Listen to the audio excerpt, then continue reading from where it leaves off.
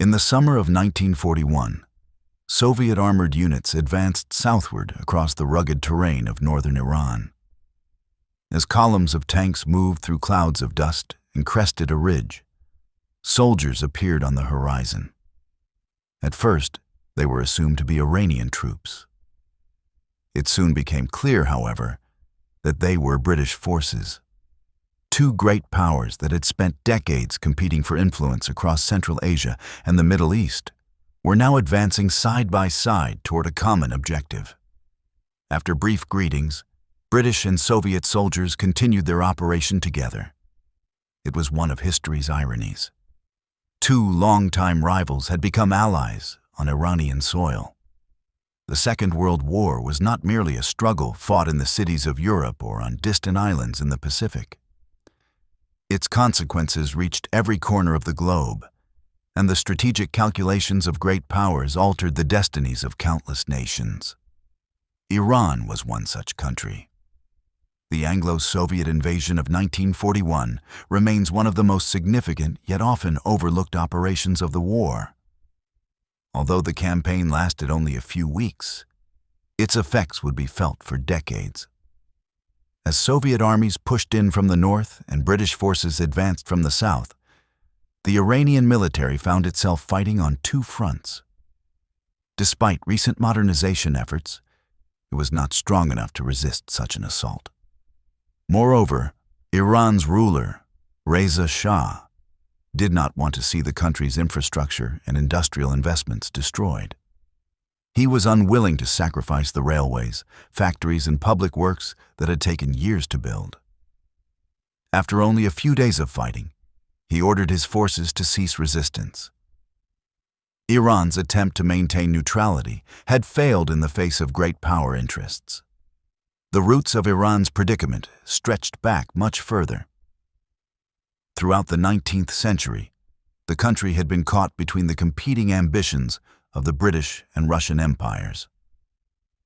While London sought to secure the routes leading to India, St. Petersburg aimed to expand its influence southward. This rivalry formed a crucial part of the geopolitical contest known as the Great Game. Although Iran remained formally independent, foreign influence heavily shaped its economic and political decisions. By the early 20th century, widespread resentment toward foreign interference had developed among the Iranian population. This atmosphere helped nationalist movements gain momentum. One of the most prominent figures to emerge from this environment was Reza Khan. A military officer by background, he overthrew the Qajar dynasty in 1925, founded the Pahlavi dynasty, and became the country's new ruler. Under his leadership, Iran embarked on an ambitious program of modernization. Reza Shah's primary objective was to build a strong and centralized state. Roads, railways, and factories were constructed across the country. The education system was reorganized, and efforts were made to modernize the armed forces. Yet one of his most important goals was reducing Iran's dependence on foreign powers. He was particularly determined to diminish British and Russian influence. To achieve this, he sought new international partners. Germany emerged as an attractive option. German companies became deeply involved in Iran's modernization projects. Through railway construction, engineering initiatives, and industrial investments, economic ties between the two countries expanded rapidly. In the years following the First World War, Germany's influence in the Middle East grew, and Iran hoped to benefit from the relationship.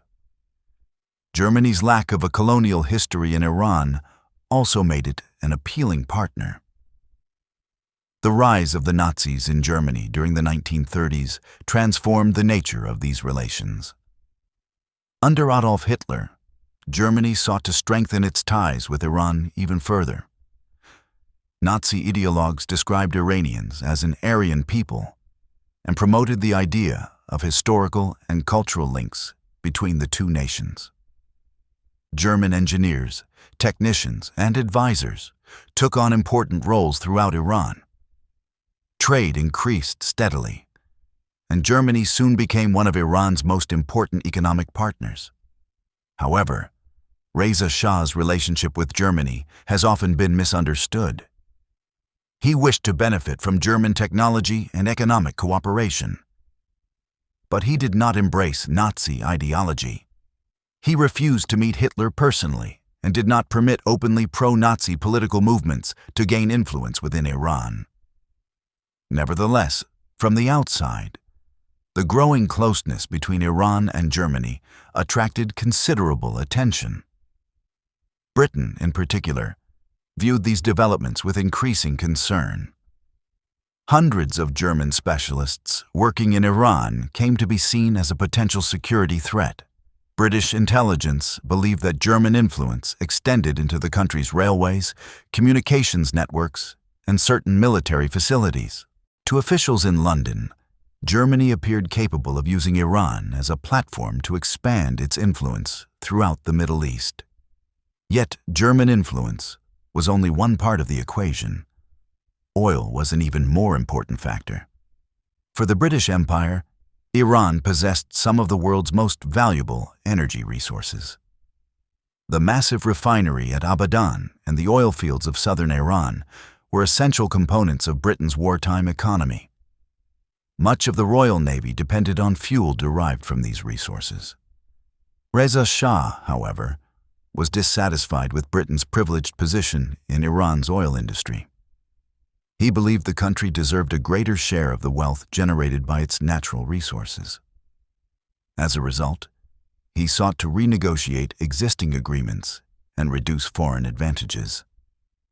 British leaders interpreted these efforts as a threat to their interests. Over time, disputes surrounding oil created a climate of growing mistrust between the two sides. The Soviet Union had its own reasons for focusing on Iran. Germany's invasion of Soviet territory in 1941 dramatically altered the course of the war. As German armies advanced deep into the Soviet Union, Moscow became increasingly dependent on foreign aid. Iran offered an ideal transportation corridor through which supplies from the Western Allies could be delivered. At the same time, the possibility of Iran moving closer to Germany deeply worried Soviet leaders. The Caucasus region was vital to the Soviet economy. In particular, the oil fields around Baku supplied a substantial portion of the country's energy needs. If Germany managed to establish influence in Iran, the consequences for Soviet security could be disastrous.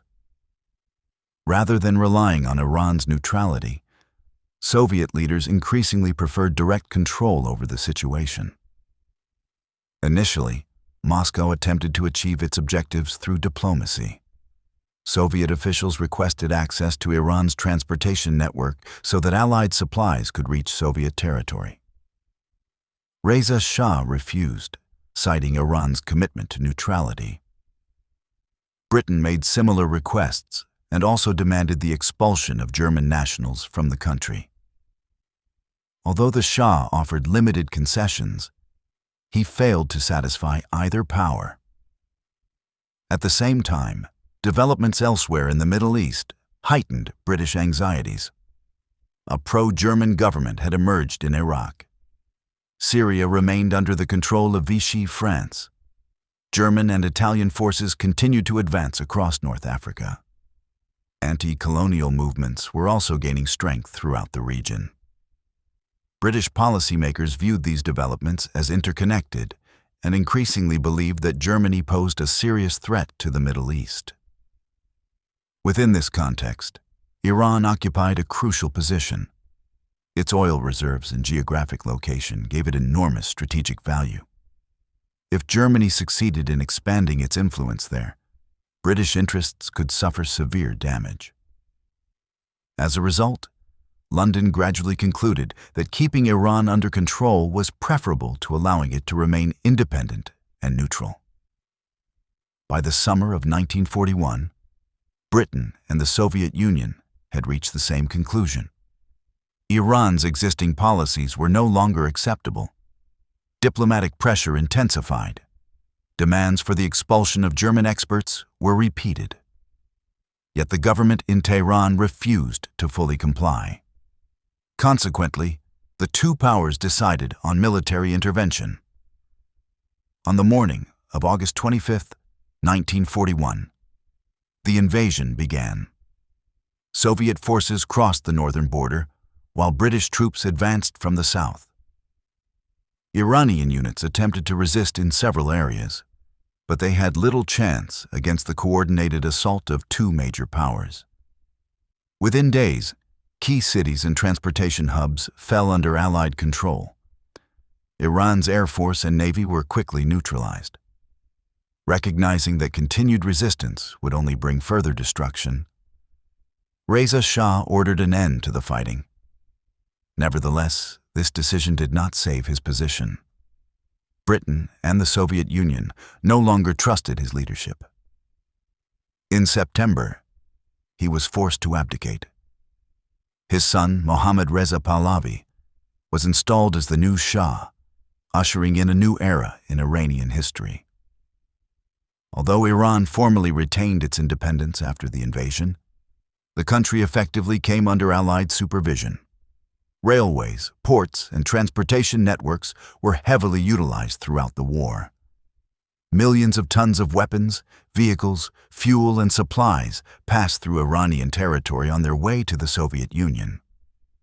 This route would later become known as the Persian Corridor and would play a significant role in the Allied war effort. For the Iranian people, however, the consequences of occupation were complex. Economic difficulties increased, political instability deepened, and the presence of foreign troops affected everyday life. At the same time, Iran avoided becoming one of the war's most devastating battlefields. Instead, it served as a crucial logistical center where the interests of major powers intersected. The invasion of 1941 was far more than a brief military campaign. It became a turning point that reshaped the course of modern Iranian history. Reza Shah's removal altered the country's political landscape and laid the foundations for many of the developments that would unfold during the Cold War. Looking back today, the Anglo-Soviet invasion stands as one of the lesser-known yet highly significant episodes of the Second World War. Oil, security concerns, logistics, and geopolitical interests ultimately determined the fate of a nation striving to remain neutral. What unfolded in Iran serves as a striking example of how the strategic calculations of great powers can shape international affairs. Thus, the campaign that began in 1941 became not merely a forgotten chapter of the war, but a critical turning point in the formation of the modern Middle East.